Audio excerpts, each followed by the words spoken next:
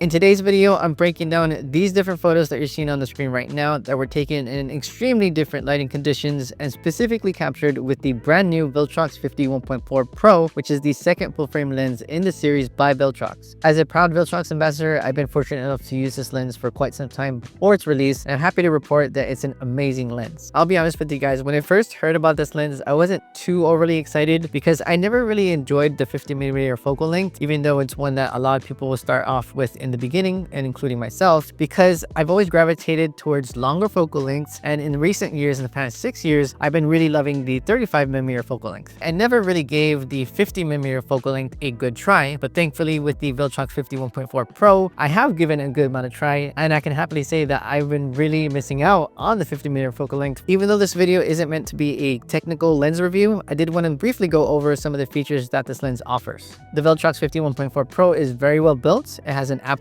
ring, very fast autofocus, it's weather sealed, it's not too big or heavy, and you get all of those great features for just $549. For what this lens offers, it's crazy that it just costs $549 when the competition, like with Sigma, is $400 more and Sony's 51.4 GM is $900 more. And actually the Viltrox 51.4 Pro is actually a little cheaper when you use my discount code link, which will be in the description area below. But like I said before, I don't want this video to be too technical, so if you guys want more information, you can use that same link in the description area below to get more information on the lens. Let's start with breaking down this photo on the screen here of a Catrina photo shoot that I was invited to. I wanted to specifically mention that I was invited to this shoot because if it had been my own photo shoot, then I would have taken more photos showing how I went from A to B, the build up, but thankfully I did capture enough behind the scenes video and behind the scenes photos to properly break down how I took that photo. I wanted to start off this breakdown by showing you guys the lighting setup because that is very important to how this photo was taken. I used two Viltrox K90 RGB tube lights as rim light, and you can see that I did have them on specific colors that matched the outfit. Those two lights were on cheetah stands, C8 light stands, I believe. The main light was actually the brand new Explorer 400 Pro 2, which is the latest version of the 400 Pro. One brand new feature on the 400 Pro 2 is it now offers a bicolor LED lamp, and I did make use of that feature for this photo shoot. What I'll show you guys in a second is that I originally started with a much warmer color temperature at this photo shoot, and then I cooled it down a bit. Even though the lamp on the 400 Pro 2 and other strobes out there are intended to just get a preview of how the flash is going to look, there's some times where I think it looks great as a continuous light source, and I just used it like that. The modifier that you're seeing is one of my favorite modifiers out there, which is my favorite series of modifiers, which is the Perisnap series by Adorama. The reason why I love those modifiers is because they fold flat and open very quickly, and you also have the option of swapping out the mount on the modifier for whatever light you're using, and in this case I was using the mount specifically for the 400 Pro 2. You can also see that I am actually tethering at this photo shoot with an iPad Pro, and I was using a photo. On the screen here is another angle of that same light setup, just so you guys can see a different angle in case it helps you. On the backdrop there, I believe it is a Westcott X Pro backdrop. I'm not sure what the color was, but it had a nice texture, so I used it. And lastly, here is a third angle, so you can see the light setup at this angle, and then you can see in this photo that I did change the color on that rim light on the right side. One thing I wanted to point out about the light placement is I usually have my main light very close to the subject for nice soft light. That closeness helps with that softness, but those rim lights in the back were something that I was having a little bit more difficult in determining where they are for the following reason. If I had the lights too close to the backdrop, then they would hit the backdrop a little too much, be too bright, and kind of steal the attention from the subject. And if I placed them a little bit too forward, then they would start to be a little bit too much on the sides of the subject when I just wanted to use them purely as rim lighting. Basically what I'm trying to say is I had the backdrop at a certain position. I intentionally didn't want the subject too close to that backdrop so that any sort of shadows would appear on it, so I had her at a distance from the backdrop. At this point, I can light the main subject right here with a light very close to that subject and not having any shadows on the backdrop, but now I need to figure out where the rim light's going to be. What I ended up doing was having the lights a little bit close to the backdrop, not necessarily too close, and have them angled towards the subject. At the specific angle, which is about 45 degrees, maybe a little bit more towards the subject, I did have the light hitting her a lot more and just kind of lightly lighting up the backdrop. I just wanted to break that down very quickly because that light placement was hard for me at the time of the photo shoot. This photo right here is the very first shot that I took while I was testing the lighting, and I had my wife here helping me out being a subject for my test. One thing that you might see, and I think I maybe mentioned this earlier, is that there's a warm color temperature on her skin because I previously used the 400 Pro 2 at a warmer color temperature. You can see from this photo to this very next one that I did end up making the color temperature on the light a lot cooler, but in this specific photo it was a little too cool and a little too bright, so in the very next shot with the first picture of the Catrina, I ended up lowering the power just a little bit and making it a little bit warmer, and you can see exactly that right here in this photo. What I do want you guys to notice from this shot to this very next one is just how the light is hitting her a little bit better in this photo. That is because I ended up moving the light just a little bit closer. One thing I tend to do is that if I have the lighting exactly in a good spot for a wider shot, but then I go a little bit closer, I'll move that light a little closer as well, because that closeness again is going to help with the softness. And I absolutely love soft light in my work. That is exactly what I end up doing with this second shot. Since it was a tighter crop, I moved the light a little closer. This shot on the screen here is completely unedited, but thankfully I did take the shot in a little bit of burst mode because I was shooting sports the other day previously. So you can see a very similar shot, but edited in this next one right here. Of course, you guys can light the before, but I wanted a little bit more color and a little bit more subject separation. So for this specific edit, I made the background a little bit darker and richer in color, and then I made the subject a little bit brighter. I also, of course, made these different adjustments that you're seeing on the side there. When I took this shot, I was really happy with it, but I did take the shot at a wide aperture of f1.4, completely wide open on the Viltrox 51.4 Pro. You can see that currently my settings are ISO 640, f1.4 at 1/200th of a second shutter. When I took this shot, I was really happy with it, but I was thinking maybe I should stop down my aperture and get more in focus because there's a lot of details on her outfit. So even though I did love this shot here, and I don't think the flowers are a little too out of focus so that you can't tell what they are, you can still tell they're flowers, I did want to stop down my aperture a little bit after this shot. Again, I was very happy with this shot, so that's why I stopped down my aperture and changed my settings so I can get a little bit of a different shot immediately after this one. You can see with this shot that I'm now at ISO 2500 at f2.8 and the same shutter speed of 1/200th. So now I have the same exposure, but now with a more narrow depth of field. After I took the shot, I thought, okay, I just need to change the pose a little bit because I do love everything else about the shot. So that's why I ended up taking different poses like this. And then that's when I finally took this shot that I was very happy with. And that's why I wanted to break down this photo in this video. The reason why I ended up loving this shot a lot is because of that glow on the left there. Whenever I was changing my angle, for some reason, the glow was getting a little bit more enhanced, a little bit less enhanced. And it was specifically because of my angle. So for this shot here, I positioned myself a little so that it was showing up a little bit more and basically providing a little bit of a flare to this image. And I ended up loving that because what I wasn't liking in the previous shots here, and it's a little faint in this shot here, but there were some wrinkles that were appearing in the background. For this shot here, I am seeing the wrinkles a little bit, but it's very much not as much as it shows up in the previous shots. Before I move on to the next shot, I did want to show you guys some of the photos that I took from this photo shoot. This shot is absolutely awesome, and it's actually still at f2.8, even though it kind of looks like it might be at f1.4. This shot is edited a little bit, but this one is completely raw. And then again, here are some other of the images that I took from this photo shoot so you guys can see how they look like. Later on in the photo shoot, we ended up adding a little bit of props, which you can see her holding up in this shot here. And the photos I ended up taking from that are going to be this shot, this one, and this one. I'm not completely sure what I was using in front of the lens, but somebody there had some different fractals or something that you could attach to the lens and move around. So I was experimenting a little with it and ended up really loving this shot. But now let's move on to the next shot, which is going to be the one that you're seeing on the screen right now. As you can see on the screen, this is a very different shot and setup of the shot that I just showed you of Morgan. And that's going to be because this shot was actually taken at Eli Infante's Viltrox class that was hosted in Arlington. And we were inside a conference room which had this setup. And even though I did really like this setup, I loved how it looked like outside. It felt like it was perfect for photos. So that's why after his class ended, I did not waste more than maybe 3 minutes taking the photos that I did ended up liking a lot more, which were the ones taken outside. Again, I'm not saying that studio photos are not as good as outdoor ones. It's just my own preference. I love seeing the sun outside and using that sun to light the subject with the rim light. This shot here that you're seeing on the screen is actually the very first shot that I took of Morgan in this new location, just immediately outside the room that we were just shooting in.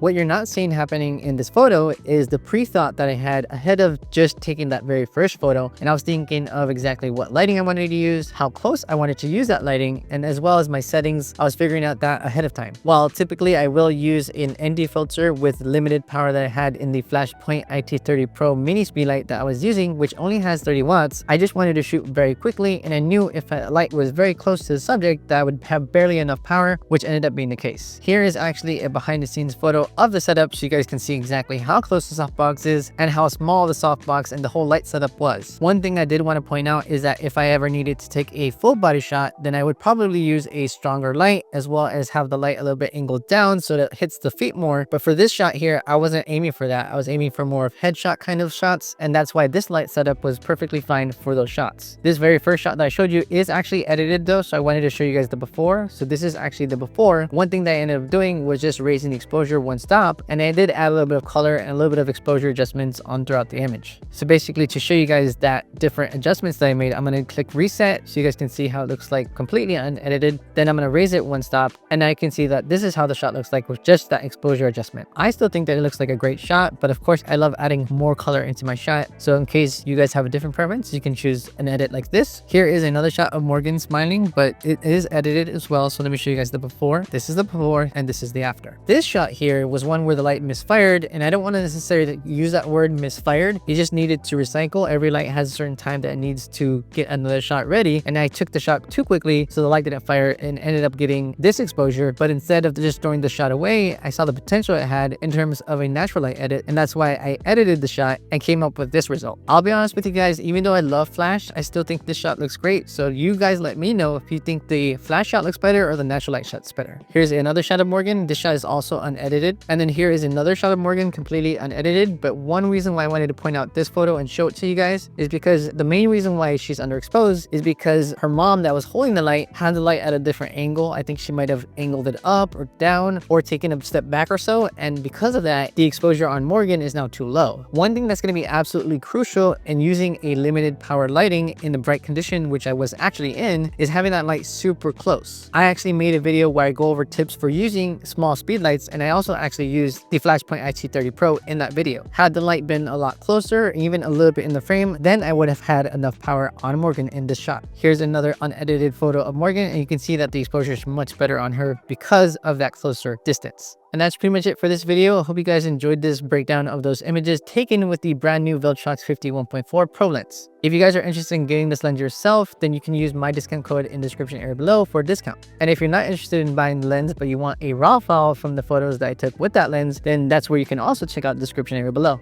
If you guys have any questions about the photos that I showed you that I didn't answer, then let me know in the comments below and I'll reply as soon as possible. If you guys can do me a quick favor and like this video if it helped you, then that would be really appreciated, because I do take a lot of time to make these videos and I make them to help people. So if you guys give the video a like, it helps the algorithm. But for now, I'll just say take care guys, and I'll see you in the very next video.